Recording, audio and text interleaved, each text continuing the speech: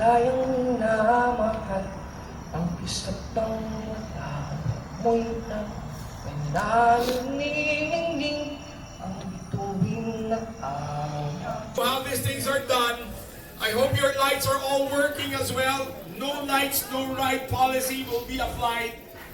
If you are registered as a Race the Challenge category, you are entitled to be at the front set of this awesome line. Proceed at the front right now. Sa harapan po ang na-raise the challenge. Yung sticker na bilog na orange, pwede po ba sa harapan? Karapatan niyo po nasa harapan because you are racing. You're racing. Enjoy your 100-kilometer ride. I got friends from the SM Bikers riding the 100-kilometer Mag-ingat po ride. kayo. Our boy. Good morning guys. Guess what? Sumali tayo ng Ultra Gravel Challenge. I was supposed to cancel for this event because of my flu.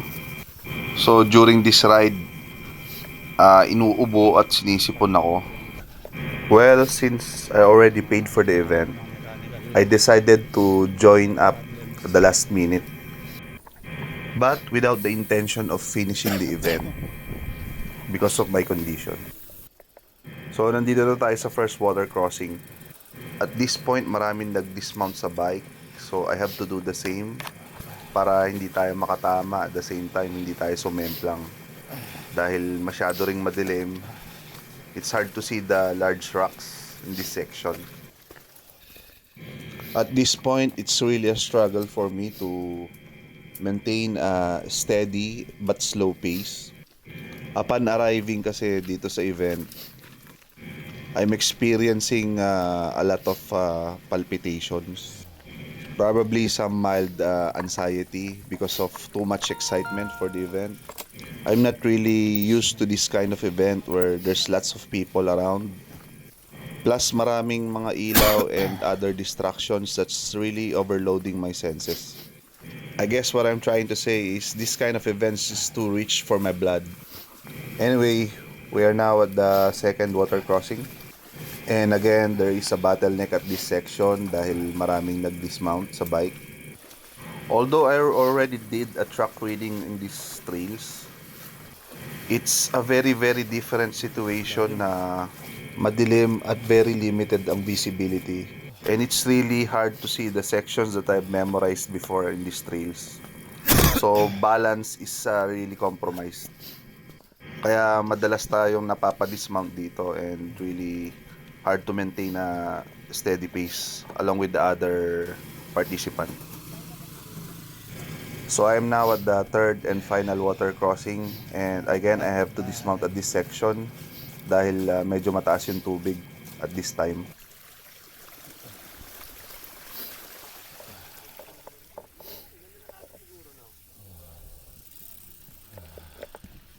Wala. More than 1 hour na. Isa lang ako. Wala pa ako sa first checkpoint ng umaga na. Ang dami ko na nakasalubong na nanggaling sa first checkpoint. Punyetang sipon to, tsaka ubo. At this point, yung ubo at sipon ko is really getting worse and I really want to quit and head back. Naabot pa ako ng traffic. Bihira to. Tayo dyan.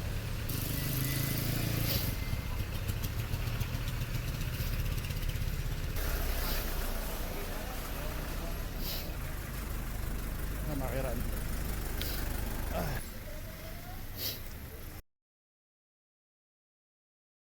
Pabalik na. Ano ata pinakahuli? Ayun, may isa. It's one of the requirements in the event that you need to take a selfie for each checkpoint if you ever wanted to take a finisher medal. Without the intention of finishing the event, I don't even know what I'm doing here.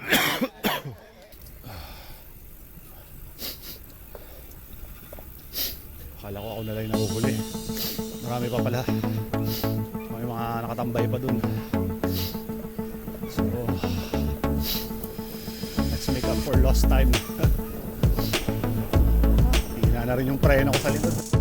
At this point, despite my worsening condition, medyo napasarap yung ride natin. Kaya instead of making a run back to New Clark City parking lot, to quit the event and head back home to rest, I unknowingly made a turn going through one of the longest and difficult section of the entire event, which is the back door of the Camp O'Donnell military base. I don't know if I'm overflowing with dopamine right now, pero I seem to notice na medyo napapasprint pa ako sa mga ibang section dito sa lugar na to. At this point, I feel really good about myself despite having difficulty breathing. And for some reason, I find it comforting na meron ako naaabotang ibang participants, which made me feel a little bit confident that I'm still on the right track. Right now, we're going through the Camp O'Donnell military base for the second checkpoint for the 100-kilometer segment.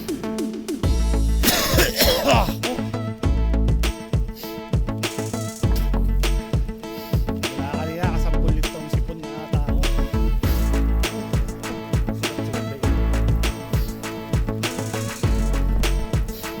Hindi na lang may mga nakabutan pa tayo. Mga stragglers. Diretso na.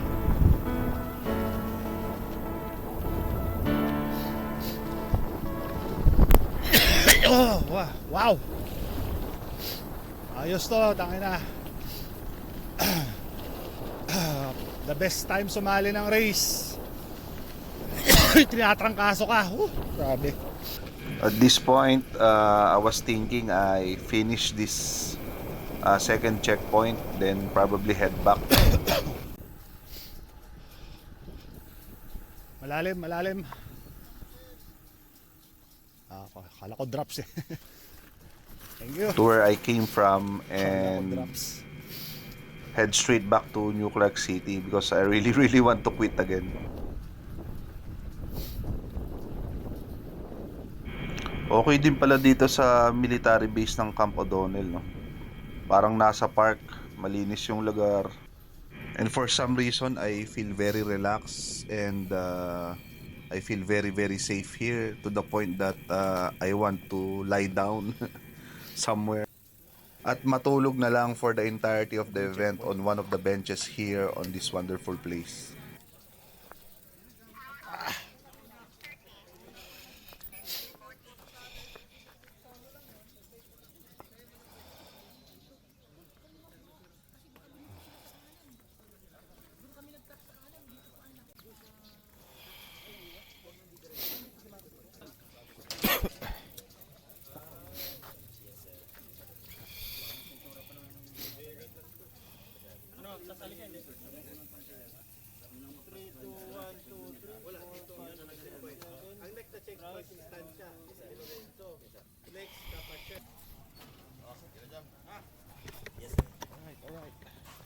At this point, napapaisip ako kung bakit hindi na lang ako nagstay sa bahay to rest up.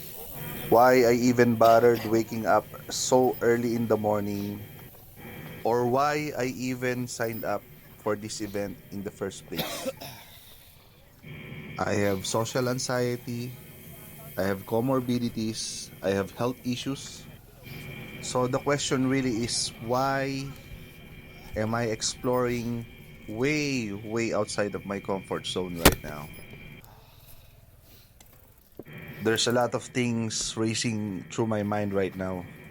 And that's just one of the typical mornings of having an ADHD. Anyway, I'm just gonna top up my water bottle here. And I noticed ang daming mga bottles of Pocari Sweat. And ang sabi ng mga marshals, nagkaubusan na daw ng Pocari Sweat, which is just bad. I could really use some electrolyte drinks right now. So buti na lang hindi ako nagsuot ng medyas on the early hours of the event. Kaya ngayon meron tayong dry socks na masusuot to make my ride going back a little bit more comfortable.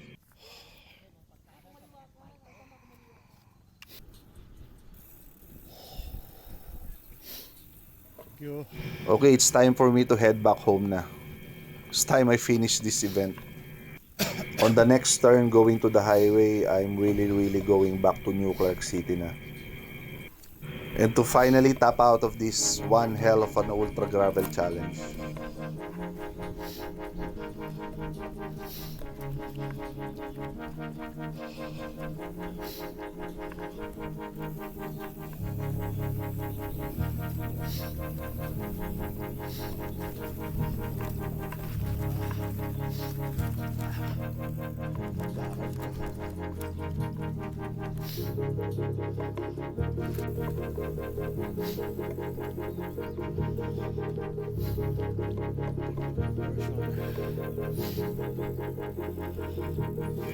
And oops, I forgot, meron nga palang technical section dito. Maybe I should have backtracked myself where I came from.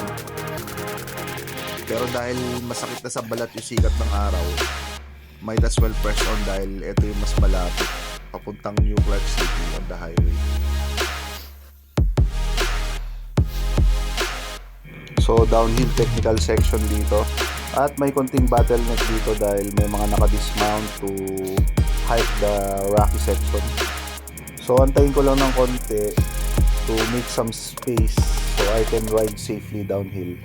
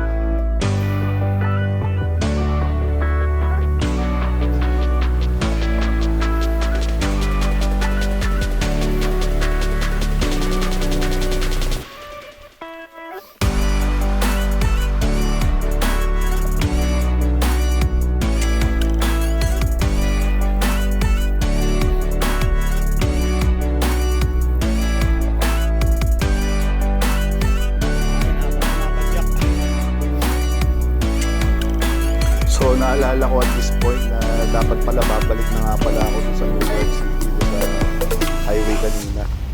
Pero for some reason na ituloy-tuloy ko yung routes all the way here dito sa Tarlac City. So medyo malayo na tayo. Might as well press on na lang talaga hanggang dito sa next checkpoint. Ito talaga yung pinakasakit ko sa pagbabike eh. Yung nalo-lost track yung time.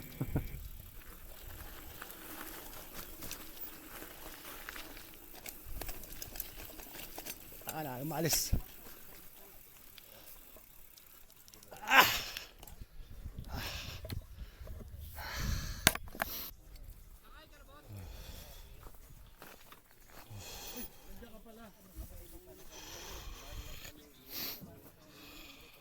At this point, nasa 60-kilometer marker na ako. And at this checkpoint, I decided to press on. And I've regained some of the confidence na mukhang kaya kong tapusin itong event ng 100-kilometer segment. Take ko lang tong medication ko for hypertension para safe naman tayo.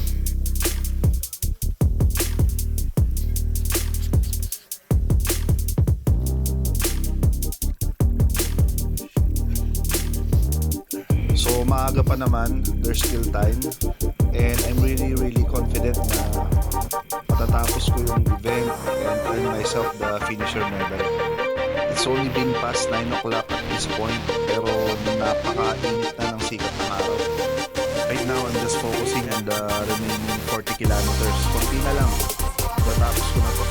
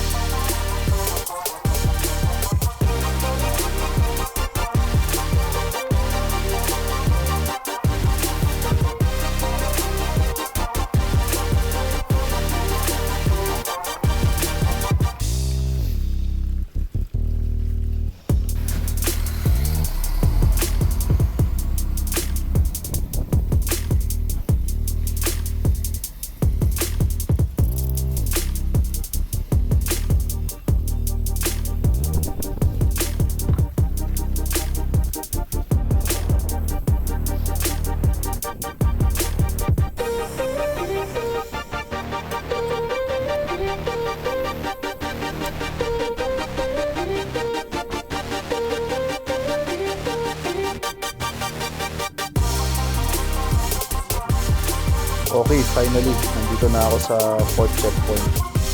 Mas maaga pa sana ako nakarating dito if only I did not stop a while ago. Sobrang init kasi dun sa huling gravel section before going to this checkpoint. Kaya I wanted to play it safe by taking my time, taking rests.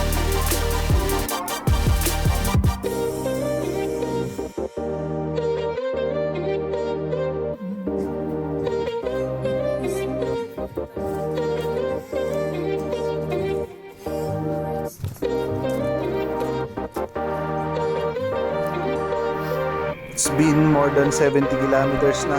Konting kembot na lang. Matatapos talaga natin ito.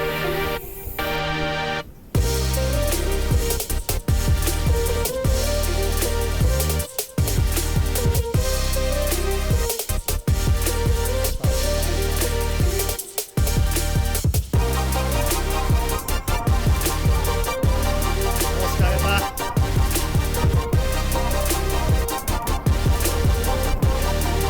At this point, marami ako nalalampasang other participants na mukhang bumagal yung pacing nila, and others huminto na lang sa gilid. Probably dahil pinulikat or dahil sa sobrang init. Ibang klase talaga yung init dito sa Tarlac.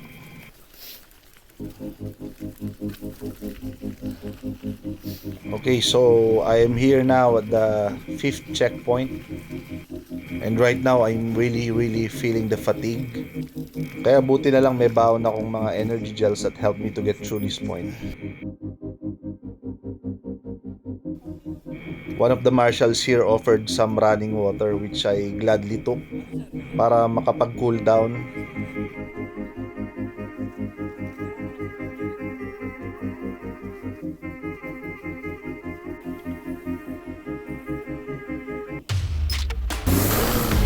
And finally, the last checkpoint. Tapas National Shrine.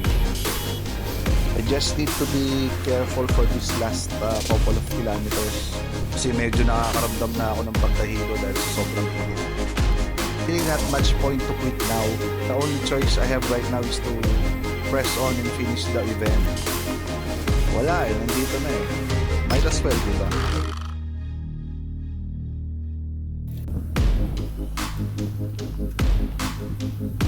Finally, nandito na tayo sa entrance ng New Clark City. I'm just focusing now on keeping my pedals stable and my handlebar straight. Konting-konti na lang talaga babagsak na ako.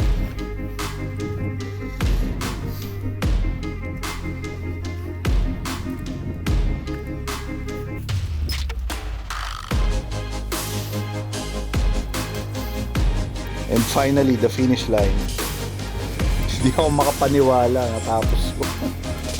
Sana lang may pa-spray sila ng napakalamig na tubig dito sa finish May line. final checkpoint.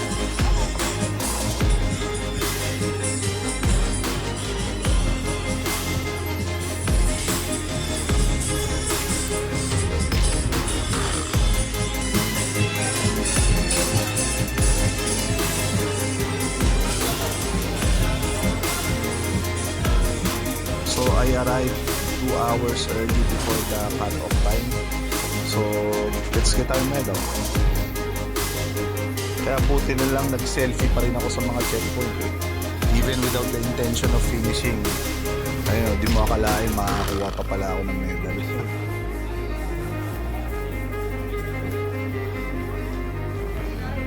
Can't believe it guys, natapos natin. Grabe, grabing gravel talaga.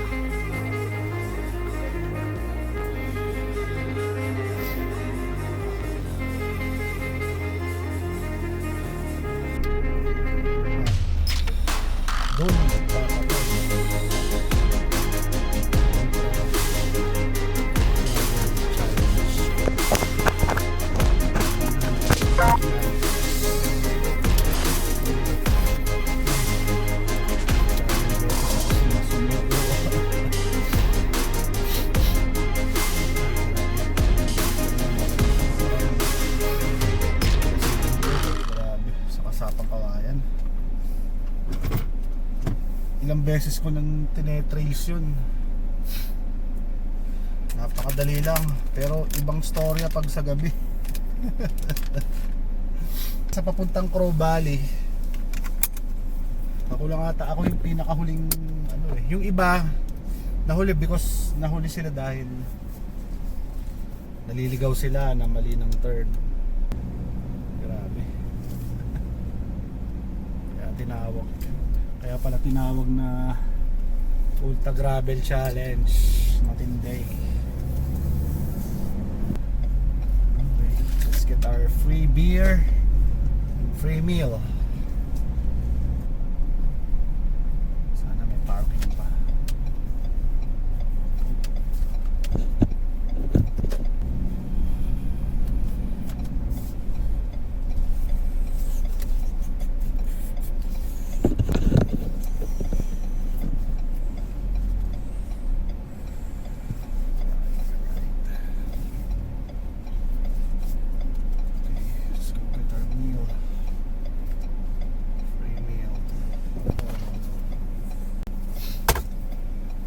Beer coupon and meal coupon.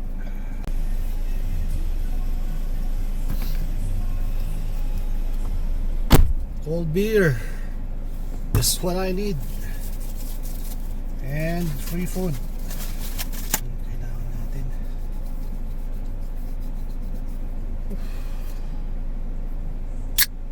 Woo! Music to my ears.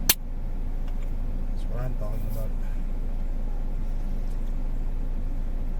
Oh, sarap.